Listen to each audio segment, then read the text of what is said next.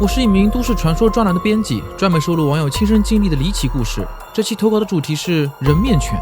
深夜，我独自加班审核数百份投稿，可当我深入阅读网友们的故事后，却发现了令人头皮发麻的线索。难道传说中的人面犬真的存在吗？大家好，我是宝海之鱼啊。今天我们继续来玩关于四门市的一些传闻啊。这个游戏呢，收录了各种各样灵异的都市怪谈的啊，当做故事来看了。上一次呢，我们是玩完了这个同学会啊，接下来的故事叫人面犬。这个标题非常让我感到兴趣啊，来吧，开始吧。人面犬是个什么东西？长着人面的狗吗？哦，这是什么？这是在加班吗？你相信都市传说吗？这是设置在这个主题专栏上最上方的红字标题。专栏的内容很明确，全是网上流行的都市怪谈和灵异事件。但由于企划下个月才正式启动，当前大部分板块仍处于空白状态。本该放置图片的位置显示的加载失败的提示，毕竟这只是面向运营人员的测试界面。我在一家大型互联网公司负责网站文字专栏的内容编辑工作。公司主营业务是视频板块，文字专栏仅是用于丰富网站内容的辅佐性产品。受经济下行影响，即便是我们这样的大型企业，也不得不缩减人员规模。由于身处边缘业务部门，我们岗位自然成为首批裁员对象。上个月还坐满20人的办公室，如今只剩下9名同事。这次的都市传说专栏从头到尾都只有我一个人负责，以往2到3人共同完成的工作，如今全压在我一人身上。可报酬还是原来的标准，这世上还有什么比这更不讲理的事吗？深夜的办公室，我长叹了一口气，完全不用担心有人听见我的抱怨。这算是加班到这个时间为数不多的好处了。打开邮件，浏览之后标记，最后分类。从早上9点上班开始，我就一直在重复这个机械的流程。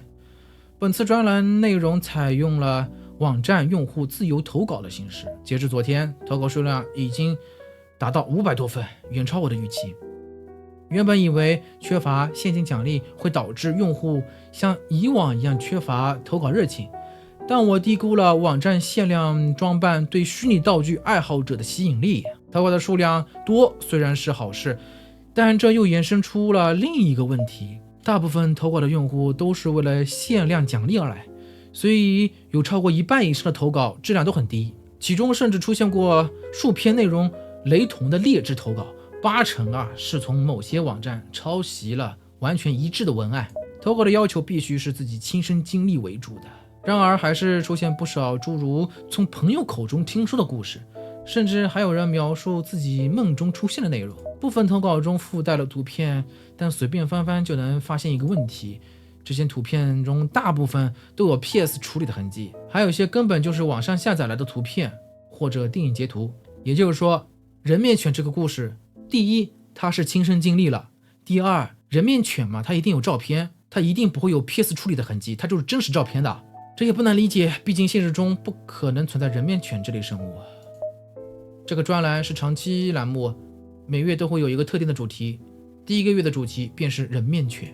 我虽然没有深入了解，但知道这是一个在国外十分有名的都市传说。人面犬是日本平成元年兴起的恐怖都市传说，其形象为犬身人面、口吐人言的诡异生物。人面犬的头部与人类高度相似，通常为中年男性面容，粗眉细眼，嘴角带着诡异的笑意，躯干与四肢则保持犬类特征。有传言称，人面犬奔跑时速可达100公里，能轻松追上高速行驶的车辆。它的跳跃高度超6米，可在大楼间飞跃，若被其咬伤，伤口会逐渐溃烂腐败。以上都是我通过人面犬在网络上检索后得到的答案。仅通过人面2字在网络上的检索，还能查到与人面犬类似的其他妖怪传说。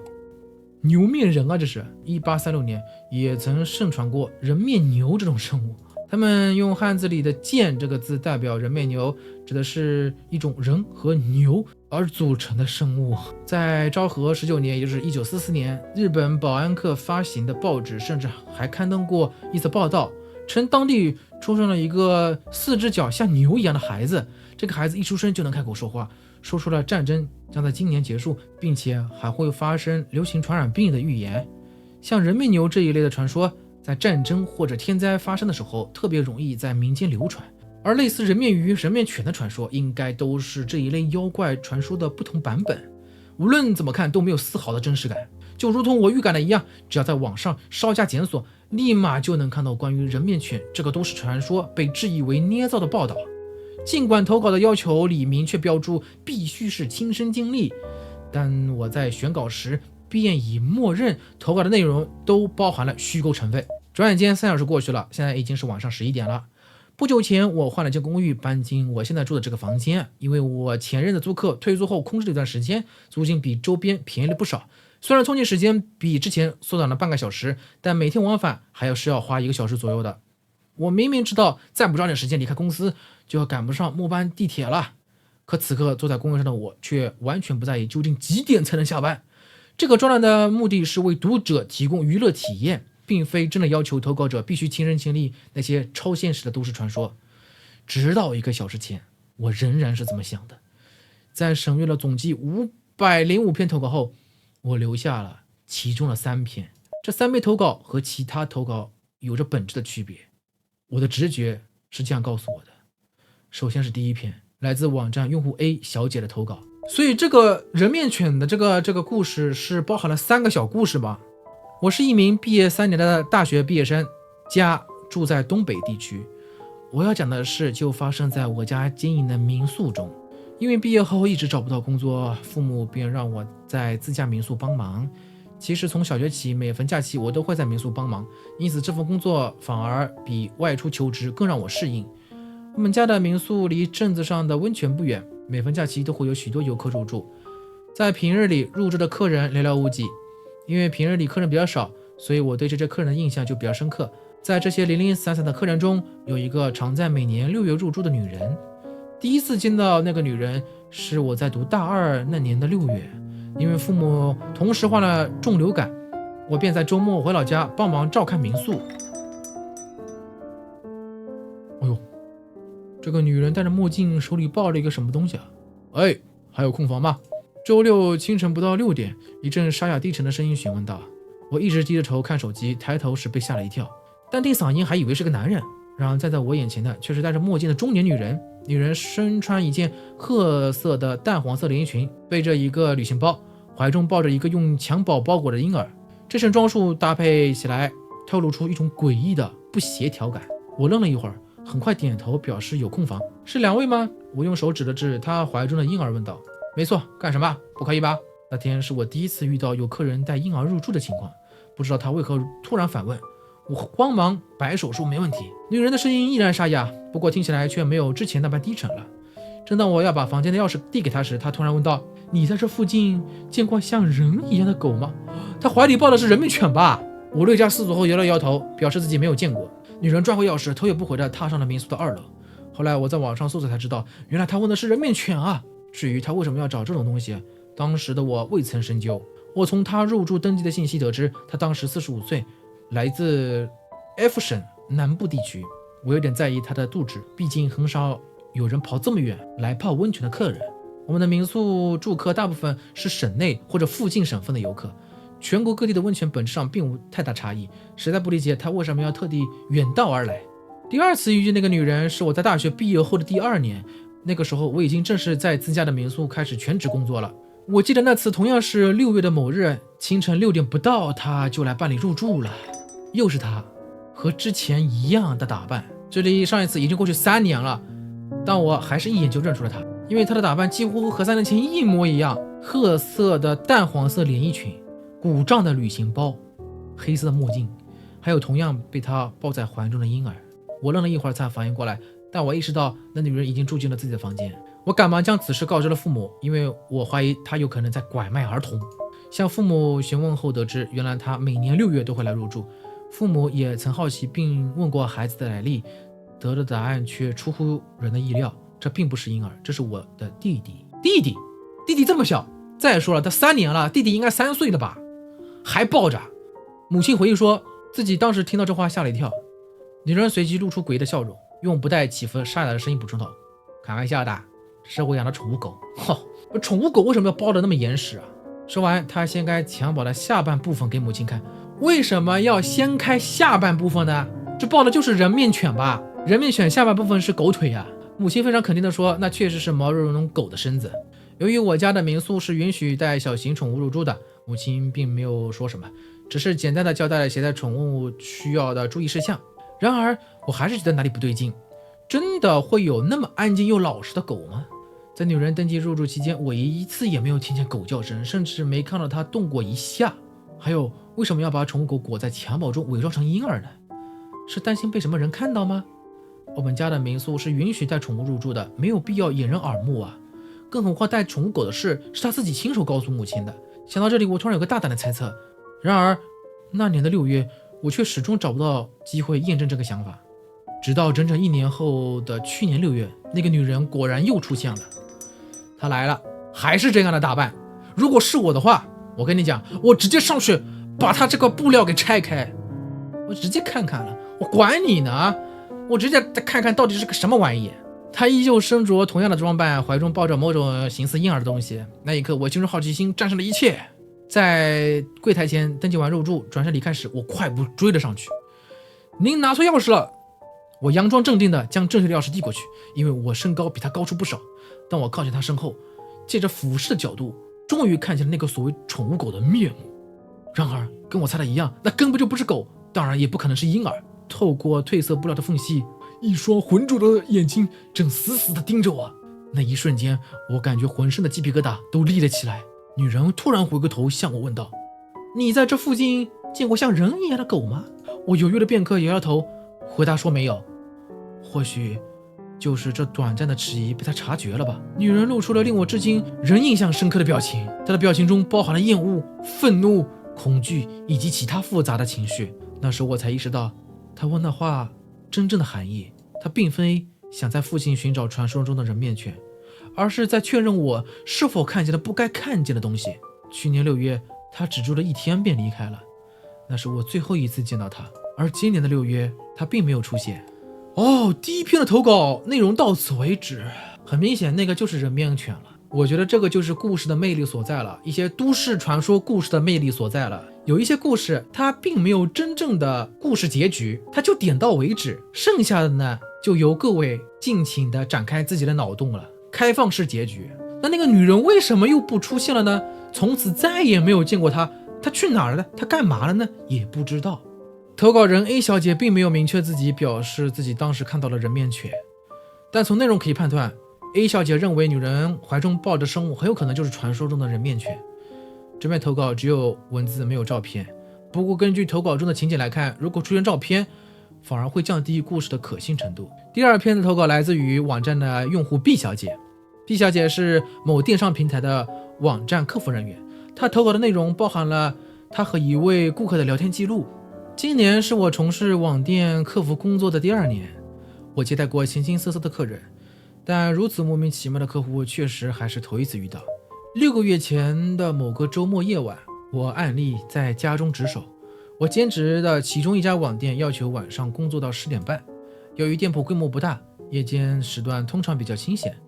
然而那个晚上却偏偏遇上了那位难缠的顾客。这家网店我每周只排班3天，其余时间段由其他兼职客服负责。如今回想起来，还是觉得自己很倒霉。如果那天不是我值班就好了。我重新翻开当时的聊天记录，记忆逐渐清晰起来。晚上9点07分时，系统提示音突然响起，我收到一条顾客发来的消息：为什么不接电话？在回复消息前，我习惯性的看了一眼后台的历史记录。此前并没有收到过这位顾客的消息，也查不到任何关联的订单记录。显然，这位客人是第一次光顾这家网店，有可能是看错店名了，或者是忘记切到有交易记录的那个账号了。这种事情时有发生，并不是什么奇怪的事。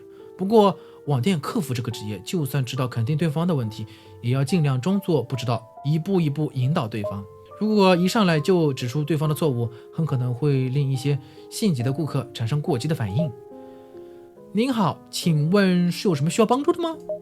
我装作没看见他前一条的消息，重新询问具体要求。我通过账号信息得知对方是位女性顾客，为什么不接电话？3分钟后，他再次发送了相同的内容。眼看装傻这招是没有用了，我只能试探地问：您说的电话指的是什么呢？我们这儿没有接到过您的电话哦，是不是看错店名了呢？5分钟过去，对方并没有回复任何消息。正当我以为他已经发现弄错商家时，消息提示音再次响起。哦，是什么照片？这是张照片，看起来是在家里拍摄的。一件皱巴巴的东西被摊开放在地上，因为拍摄的角度不是很好，所以只能勉强看出那是一条裙子。长裙上沾染了大量褐黄色块状的污渍，有明显是到货后才被弄脏的痕迹。退带？哦，他应该是打错字了，应该是说想退货吧。然而这件裙子显然不是在我们店里买的，我们店里卖的全是童装。虽然我也想，被弄脏成这样的衣服真的能退吗？到底发生了什么才会弄脏成这样？但这并不关我的事。亲，这件衣服并不是我们店里卖的，要不您再确认一下是在哪里下单的呢？又过了5分钟，他发来了一个订单号和一个物流单号，当然这2个单号都不是我们店里的。亲，这个单号确定不是我们店里的哦，麻烦你看一下自己下单的店铺吧。说实话，我当时已经开始有点不耐烦了。结果他又发来了一模一样的信息，为什么不接电话？都说了我们没有接到过你的电话，你找错人了。退货退货退货退货退货退货。他开始重复的发退货2个字，我实在是不擅长应对这样的顾客。请问你是怎么找到我们店铺的？又过了几分钟，他发来了一张手机截图，截图上确实有我们店铺，但只是出现在了搜索结果当中。他用裙子2个字搜索商品，而我们店铺只是恰好出现在搜索结果中的一家。说实话，我完全不能理解他的行为逻辑，不过可以看出他明显不擅长使用网购软件。面对这样一个无法正常沟通的顾客，我彻底失去了耐心。当时已经是晚上的10点了，马上就要下班了，所以我就没有回复他。第2天中午左右，我接到了网店老板的电话，他让我赶紧上客服账号确认一下到底发生了什么。因为当天这家网店没有我的排班，所以从前一天晚上下班开始，我就再也没有看过消息。打开客服账号后，我吓了一跳，消息栏显示99家的未读消息。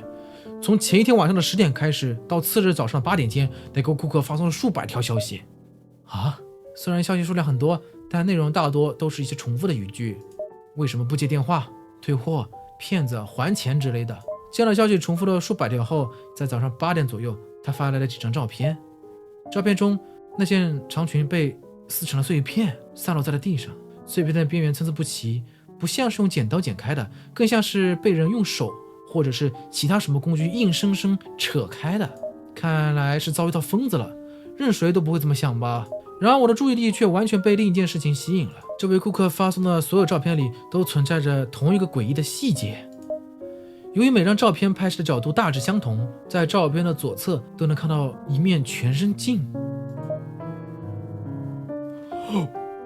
吓我一跳，全身镜的底部印着一张中年男人的脸，那张脸离地面可能只有几公分的距离。这个脸是什么意思？这个更像人面犬吧。上一个小故事没有出现人面犬的照片，反而在这个小故事出现了。从照片拍摄的角度推断，他必须整个人拍在地上才会出现在这个位置，怪不得这些照片给人的感觉如此奇怪。当意识到这些照片都是从一个极低的角度拍摄时，我感到一种莫名的恐惧感。他为什么要趴在地上呢？照片中的男人匪夷所思的行为，外加他那似笑非笑的表情，让我感到毛骨悚然。之后我又仔细对比了这些照片中人脸出现的位置，我才发现这件事情可能比我想象中还要诡异。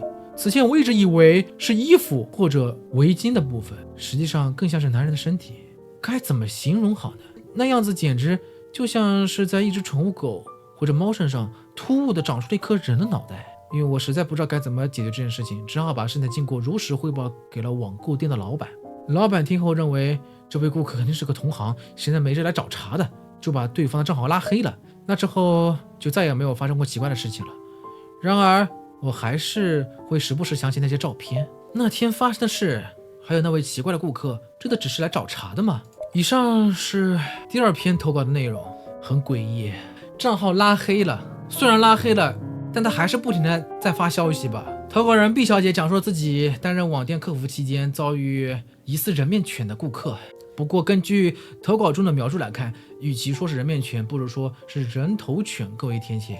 这样的人类头颅的犬型生物会自己上网，甚至懂得联系网店的服务人员投诉。所以第二个小故事就是人面犬自己买了一个东西，然后向客服发送消息的。我的天哪，想想好诡异啊！第二个小故事就是人面犬自己在上网，人面犬跟你在聊天，想想都很恐怖啊！我的天哪！但就故事性而言，第二篇投稿与第一篇的水准不相上下。说实话啊，虽然说这个故事呢有文字，也有一些配图，但是每当我在读这些文字的时候，我脑袋里面总会想象出相应的画面的。这就是看书的神奇之处了吧，自己会脑补画面的。但从人面犬的刻画角度分析，这二篇的侧重点明显比前者把握的更加精准。值得注意的是，尽管投稿附带了聊天记录截图，但最关键照片证据却缺失了。可能是因为图片过期了，聊天记录中出现的照片缩略图都十分模糊，完全看不清楚是什么内容。我只能依靠想象来补全稿中出现的情景。最后是第三篇，来自网站用户 C 同学的投稿。是个同学啊，是个学生，还是个高中生。去年的6月底，暑假前不久，在我住的公寓楼里，我亲眼看到了人面犬。这么直白的吗？我非常肯定自己没有看错，那是一只长着大叔脸的泰迪犬。我把这件事告诉了班上的同学和朋友，结果没有一个人愿意相信我。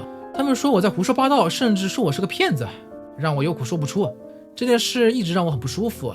前几天偶然看到这个专栏，决定来投稿了。我记得那天放学很准时，5点到家时，母亲刚好不在。我和班上的同学约了5点20在小区门口碰面。若是等母亲回家，发现我要出门，肯定少不了一番唠叨，所以我便趁着她不在的时候，先一步溜出去。我家住在公寓的23楼，走到电梯门口时，我突然想到母亲有可能会坐着电梯上来。这么高啊，23楼，我的天哪！我想到从消防通道下楼的话，肯定能避开母亲回家的路线。有道理，很聪明。消防通道光线很昏暗，这看着就很恐怖啊，空气也不好。平常几乎没人会徒步爬上20层楼。当我从21层下行至20楼转角处时，楼下突然传来啪嗒啪嗒的脚步声，我吓了一跳，因为当时我根本没想到会在消防通道遇到人。我下意识地放轻了脚步，但冷静一想，对方肯定不是母亲，我完全没有害怕的必要。于是我又很自然地继续往下走。下行到18楼时，我才意识到对方可能并不在上行，而是和我一样正往楼下走。可能是我下行的速度比对方快，在16楼的拐角处，我看到了对方的背影。我吃了一惊，那脚步声是一只狗发出来的。然而更让我震惊的是，那只泰迪的背影居然和半年前我家走丢的狗一模一样。我的天哪！仔细看这个画面啊，是有一只泰迪狗的身子。我家的泰迪是在公寓的楼下走丢的，由于时间已经过去很长了，我早已经放弃了寻找的念头。小卷，我试着叫了它名字，因为小卷只是很听主人话的小狗，所以我原以为它会很快立刻回头，想不到它居然跑了起来，头也不回的一路往楼下狂奔。它似乎被我的声音吓到了，然而我不想错过这个机会，于是我追了上去。我从18楼一路追到了14楼，看见它跑进了14楼的楼道里。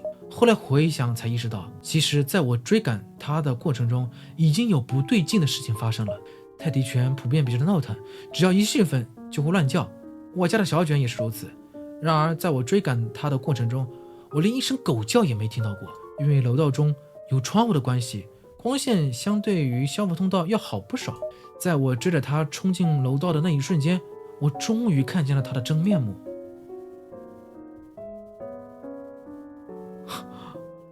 我的天，那根本不是小犬，也不是只泰迪，甚至连狗都算不上。那是一只长着大叔脸却有着泰迪犬身体的古怪生物。我之所以能看见它的正脸，是因为它当时站在楼道中，转过头盯着我看。不要放大图片，我的天哪！什么？还讲话了？喂，不要再追了。他仿佛在对我说话。不，或许他真的开口了。然而我却告诉我自己那只是幻觉。我被吓得愣在了原地，完全忘记了自己正是在追赶他的那一方。等我缓过神时，他已经跑进了楼道尽头，消失不见了。那天晚上我回家后把这件事情告诉了母亲，结果被他臭骂了一顿。他说我不但偷偷跑出去玩，还编这种故事来骗他。我不知道该如何辩解，也没有证据能证明我的话。第二天我把自己的经历分享给了班上的朋友，想不到连他们也不相信我，他们说我在胡说八道，甚至说我是个骗子。我意识到如果没有证据，没有一个人会相信我说的话。为了争这口气，我带着手机又一次来到了公寓的消防通道。我打算拍下那只古怪的生物，用照片来证明我说的话是真的。然而这一次我在消防通道中来回走了几趟，都看不到他的身影，所以我只能寄希望于最后一次见到他的那个地方。在公寓14楼的楼道尽头并排有2户人家，东侧那户长期空置，实际有人住的只有西户那一侧。上次那只古怪生物消失的地方就是这附近。我战战兢兢地按响了门铃，开门的是一位年纪看起来和我奶奶差不多的女人。我想问一下，有没有看见过一只奇怪的狗？听到我的问题后，她盯着我的脸看了一段时间。没见过，应该是你看错了吧？她说完就把门关上了，完全不给我问其他问题的机会。这就是心虚的表现啊！因为我直接再次敲门，如果他开门，我直接冲进去。在那之后，因为我没有其他头绪，只能每隔一段时间就到消防通道里看看。我偶尔会到14楼去，还碰到过几次那位住在楼道尽头的女人。然而至今为止，我都没有再遇到过那只古怪的生物了。我很肯定那天发生的事不是自己的错觉，但始终没人愿意相信我。我把自己的经历分享出来，希望能让更多人看到，希望有人能相信我说的话。以上就是第3篇投稿的全部内容。与前2篇相比，这篇投稿同样缺失关键照片。投稿人 C 同学讲述了在公寓里看见人面犬的经历，然而这篇投稿中让我特别关注的并非人面犬本身。实际上我挑选出这3篇投稿都存在一个共同的特征，都出现了人面犬与女人的组合。好像是第2个虽然没有出现过女人，但是有裙子呀，真的会有这么巧的事吗？我至今仍不敢完全相信，因此在挑选出这3篇投稿后，我反复确认到现在。本应该发生在不同时间和地点的3篇投稿均出现了人面犬与女人的组合。3篇投稿中的女人的登场方式截然不同，关于她们的年龄和外貌的描述也比较模糊。然而直觉告诉我，这3篇投稿之间应该存在着某种关联。第1篇投稿中提到，入住 A 小姐家民宿的女人首次登记的年龄为45岁，那已经是5年前的事情了。所以第1篇投稿中女人今年应该是50岁。根据 A 小姐投稿中的描述，女人在入住信息中填写的住址是在 F 省的南部。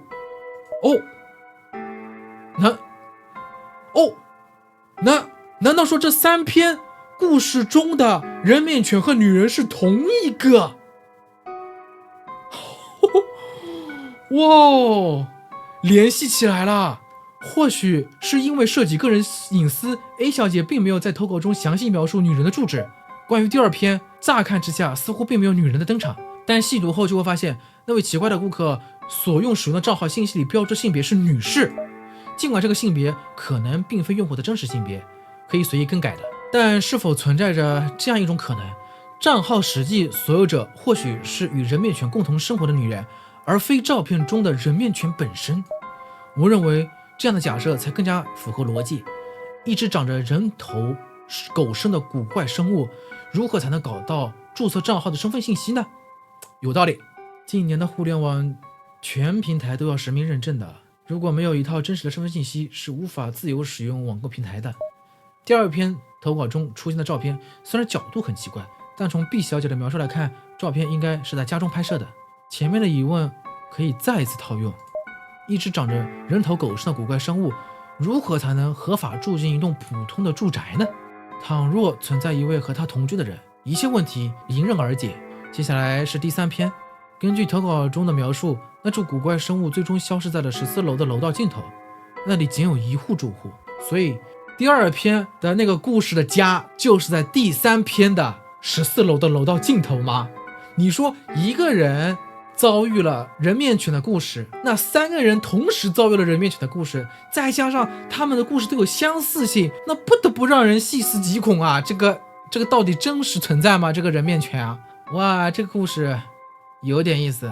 开门的是一位与投稿人 C 同学的奶奶年龄相仿的女人，这部分描述的似乎和第一篇女人至今50岁的结论相矛盾。然而真的是这样吗？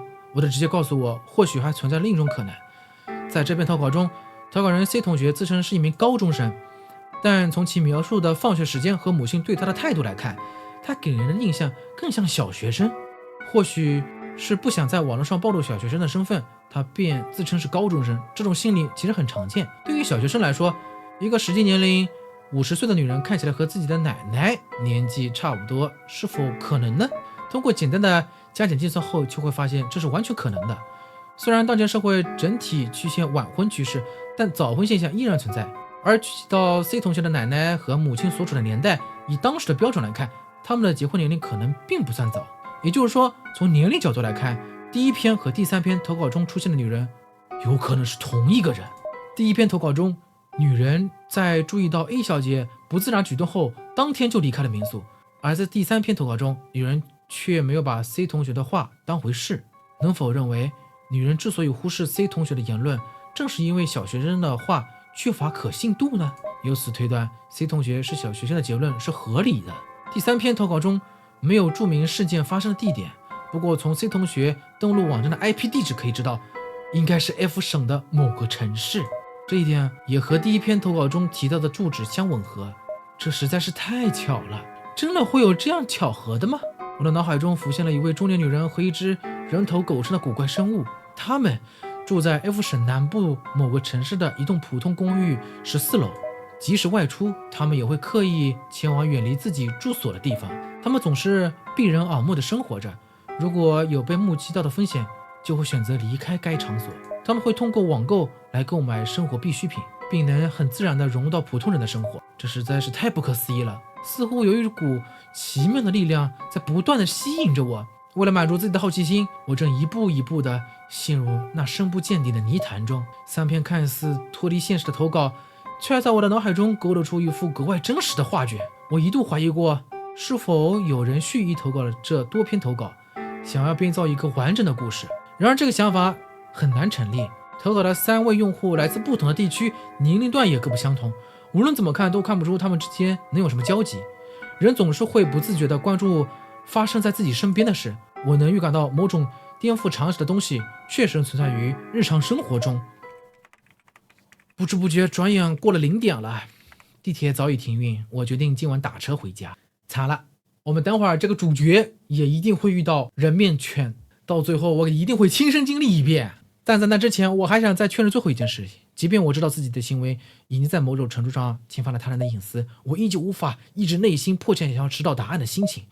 我将第2篇投稿中的聊天记录出现的物流单号复制到了搜索框中，物流单号没有问题，很轻松地查到了相应的物流信息。果然，物流轨迹显示，确实快递到了 F 省南部的司门市。同时，在待举件的那条信息中出现了一个我十分熟悉的地点，那是一个快递寄存点的名称，就在我现在住的公寓楼下。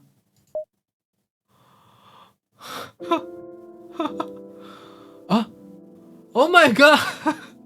那接下来会发生什么呢？不知道。故事结束了，我们这个主人公究竟是当做什么都没有看到，还是说为了一探究竟，满足自己的好奇心，彻底调查下去呢？不知道。这就是都市怪谈的魅力所在吧。结局呢，戛然而止，留下的是无尽的想象空间。我觉得到目前为止啊，我觉得人面犬的这个故事很有意思。一个大故事里面包含了3个小故事，这个3个小故事呢，居然是可以连在一起的。3个小故事出现中的东西，居然和我们的主人公还是有联系的。